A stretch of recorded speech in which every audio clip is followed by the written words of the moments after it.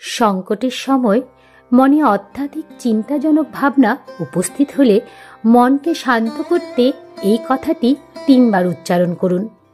দেখবেন এই একটি কথা দৈবগুণে আপনার সমস্যার তৎক্ষণাৎ সমাধান হবে। আমরা জীবনে বারবার এমন পরিস্থিতিতে পড়ি যখন আমাদের কি করণীয় আমরা বুঝে উঠতে পারি না। তখন বিভ্রান্তি আমাদেরকে ঘিরে ধরে, যার কারণে জন্ম নেয় দুঃখ কষ্ট। সেই সব সমস্যায় এই একটি কথা 3 বার বললে ফল পাবেন সঙ্গে সঙ্গে। তাই আজকের এই ভিডিওটি শেষ পর্যন্ত দেখুন সেই কথাটি জানার জন্য। নমস্কার, ঈশ্বর তত্ত্ব চ্যানেলে আপনাদের সবাইকে স্বাগত। আমি দীপান্বিতা শুরু করছি আজকের এই ভিডিওটি শুরু করার আগে যারা এই চ্যানেলে নতুন তারা এই ধরনের ধর্মীয় ভিডিও পেতে চ্যানেলটিকে অবশ্যই সাবস্ক্রাইব করে রাখুন। ভিডিওটি যদি ভালো লাগে তাহলে অবশ্যই একটি লাইক এবং কমেন্টে রাধা মাধবের জয়গান করতে ভুলবেন না যেন। তাহলে চলুন দেরি না করে শুরু করা যাক আজকের এই ভিডিও। এই একটি কথার ক্ষমতা সম্পর্কে জানতে প্রথমে কয়েকটি কাহিনীর কথা আপনাদেরকে বলবো। রামদাস নামে এক ব্যক্তি একবার ব্যবসার কাজে খুলনা যাচ্ছিলেন। তিনি স্টিমারে উঠলেন। হঠাৎ পশ্চিম আকাশে কালো মেঘ ঘনিয়ে এলো। তারপর ঝড় উঠল। সেই ঝড়ে নদী উত্তাল হলো। তাদের নৌকাটি মোচার দোলার মতো দুলতে লাগলো। যাত্রীরা ভাবছে এই বুঝি নৌকা ডুবে যায়। সবাই চিৎকার এবং কান্নাকাটি করতে লাগলো। সবাই ভাবলো আর বুঝি রক্ষা নেই। তখন একজন বৃদ্ধ ব্যক্তি মুখ খুললেন। তিনি ওই নৌকা করে কাউখালী যাচ্ছিলেন। তিনি বললেন, তোমরা ভয় করো না, সকলে শান্ত হও। এই একটি কথা তোমরা সবাই 3 বার উচ্চারণ করো, দেখবে সব বিপদ কেটে যাবে। অমনি সকলে মনে মনে এই কথাটি 3 বার উচ্চারণ করল। একটু পরে ধীরে ধীরে আকাশে মেঘ কেটে গেল। কিছুক্ষণের মধ্যেই ঝড়ের তাণ্ডবও কমে এলো। সকলে প্রাণে বাঁচল। সেই বৃদ্ধ ব্যক্তির চরণে সবাই তাদের আন্তরিক কৃতজ্ঞতা নিবেদন করল। তখন সেই বৃদ্ধ ব্যক্তি বললেন যে, আমার দ্বারা কিছুই হয়নি। যা কিছু হয়েছে ওই কথাটির ক্ষমতার গুণেই হয়েছে। তোমরা তার কাছে তোমাদের কৃতজ্ঞতা নিবেদন করো। রামদাসের এক বন্ধু তার ভাই জমি জমার এক মিথ্যে মামলায় প্রায় নিঃস্ব করে দেয়।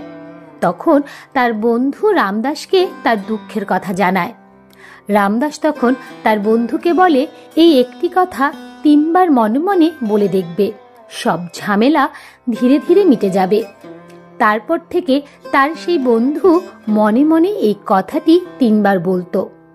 কিছুদিন পর একটা চমৎকার ঘটনা ঘটে। তার বন্ধুর সেই ভাই যে মিথ্যে মামলা করেছিল সে নিজেই তার দাদার কাছে সব ভুল স্বীকার করলো এবং সসম্মানে তার দাদার জমি ফিরিয়ে দেয়। রামদাসের সেই বন্ধুর নাম ছিল মৃত্যুঞ্জয়। একদিন মৃত্যুঞ্জয়ের দাদার স্ত্রী কম বয়সে মারণ রোগে বিছানায় শয্যাশায়ী হয়ে গেল। তখন মৃত্যুঞ্জয় তার দাদাকে এই একটি কথা প্রতিদিন মনে মনে 3 বার বলতে বলল। তার দাদা প্রতিদিন এই কথাটি মনে মনে 3 বার নিয়ম করে বলতো। কিছুদিন পর তার বিছানায় শয্যাশায়ী স্ত্রী সুস্থ হয়ে গেল, আর কয়েক মাসের মধ্যেই সম্পূর্ণ নিরাময় হয়ে গেল তার স্ত্রী। ফাল্গুনের এক সকালে নদীতে চলছে রোদ জলের খেলা। রামদাস নৌকা করে সদ্য এসে একটি গ্রামে নামল। উপেন নামে এক চাষি নদীর ওই পারে বসে নিঃশব্দে কাঁদছিল। রামদাস তার কান্নার শব্দ শুনতে পেল। তারপরে তিনি তাকে বললেন, কি হয়েছে বাবা? তখন উপেন বলল, আমার খুব বিপদ, কি করব বুঝে উঠতে পারছি না। অর্থের খুব প্রয়োজন, নইলে ধার শোধ হবে না যে। ধার শোধ করতে না পারলে আমার জমি জমা সব বিক্রি হয়ে যাবে। তখন রামদাস তাকে বললেন, এই কথাটি 3 বার মনে মনে বলো, তোমার সব সমস্যা কেটে যাবে। তখন উপেন তাই করল। সে এই কথাটি প্রতিদিন মনে মনে 3 বার উচ্চারণ করত। কিছুদিনের মধ্যেই উপেন তার স্ত্রীর বাপের বাড়ির একটি জমি বিক্রির মোটা অর্থ হাতে পেল। যে জমি নিয়ে অনেক সমস্যা চলছিল, সেই সমস্যা এই অর্থ দিয়ে মিটে গেল, আর উপেনের সব ধার শোধও হয়ে গেল। এরপর সে আরো অনেক জমি কিনল। এই সব ঘটনাগুলি ঘটা সম্ভব হলো এই কথাটি 3 বার উচ্চারণ করার ফলে। এবার চলুন জানি যে এই শক্তিশালী কথাটি কি, যেটি বললে সকল বিপদ তৎক্ষণাৎ ভগবান দূর করে দেন এবং সেই বিপদ থেকে বের করে নিয়ে আসেন। এই কথাটি আসলে বলেছিলেন একজন মহান সাধক, শ্রী শ্রী ঠাকুর দুর্গা প্রসন্ন পরমহংসদেব। যে বৃদ্ধটি সর্বপ্রথম এই কথাটি বলতে বলেন, তিনি এই কথাটি আসলে জেনেছিলেন ওই মহান সাধকের এক শিষ্যের মুখ থেকে।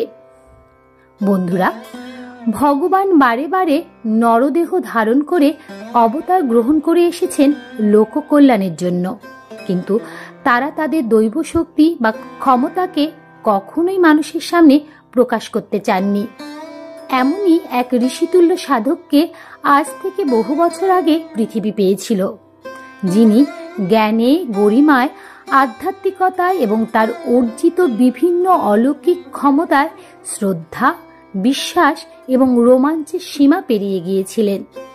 ওই সাধককে সবাই স্বীয় অবতার বলতেন। তিনি আজীবন মানুষের কল্যাণ ও মার্গদর্শন করে গেছেন। তাই বিপদের সময় তিনি সকলের উদ্দেশ্যে বলেছেন যে যখনই বিপদে পড়বে তখনই 3 বার ওম শ্রী গুরু জয় এই কথাটি বলবে।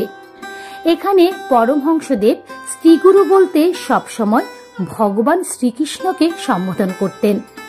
তাই তিনি বলেন যে যখনই কেউ 3 বার ওম শ্রী গুরু জয় বলবে, তখন শ্রীগুরু অর্থাৎ স্বয়ং ভগবান সেখানে আবির্ভূত হয়ে তার শিষ্যকে রক্ষা করবেন। কোনো অপদেবতা বা অশুভ শক্তি আশেপাশে থাকলে তার কোনো ক্ষতি করতে পারবে না, তারা দূরে পালাবে। এই নামের এতই মহিমা এবং এতই শক্তিশালী এই মন্ত্রটি।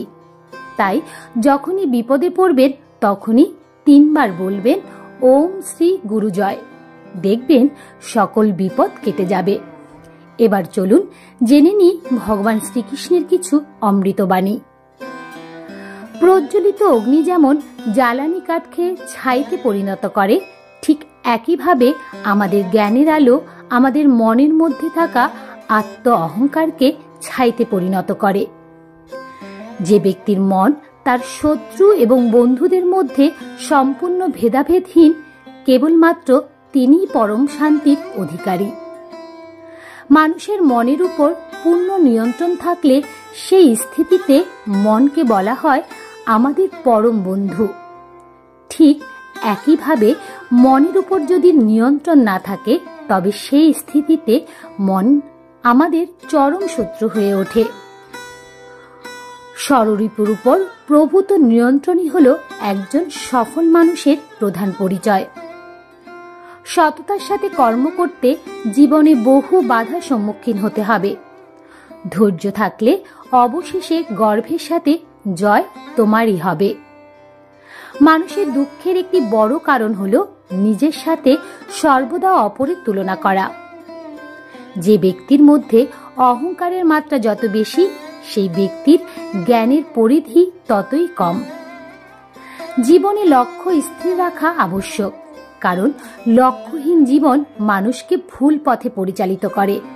ইন্দ্রিয় থেকে প্রাপ্ত আনন্দ প্রথমে অমৃতর ন্যায় মনে হলেও শেষ পর্যন্ত এটি বিষের ন্যায় ক্ষতিকারক হয়ে ওঠে, যা কেবল মানুষের জীবনকে পাপে পরিপূর্ণ করে। আমাদের জন্মের সাথে সাথেই আমাদের মৃত্যুও নির্ধারিত হয়ে যায়। তাই যেটা অনিবার্য সেটার কথা ভেবে দুঃখ করো না, নিজের কর্ম করতে থাকো। কর্মই হলো আসল ধর্ম। জীবন ধারণের জন্য প্রয়োজনীয় কর্ম অবশ্যই সম্পাদন করো, তবে বিনা অহংকারে, বিনা লালসায়, বিনা হিংসায়। কারণ সঠিক কর্ম করা উচিত ভালোবাসা, সহানুভূতি, নর্মতা এবং ভক্তির সাথে। সময় হলো সর্বশক্তিমান। যে সময় অতিবাহিত হয়ে যাবে তাকে আর কখনোই ফিরে পাওয়া সম্ভব নয়, তাই কখনোই সময় নষ্ট করো না। ভগবান শ্রীকৃষ্ণ বলেন, আমি তোমার অতীতকে তো পরিবর্তন করতে পারবো না, কিন্তু যদি তুমি চাও তাহলে তোমার বর্তমানের কর্মের পরিপ্রেক্ষিতে তোমার ভবিষ্যৎকে আমি অবশ্যই পরিবর্তন করতে পারবো।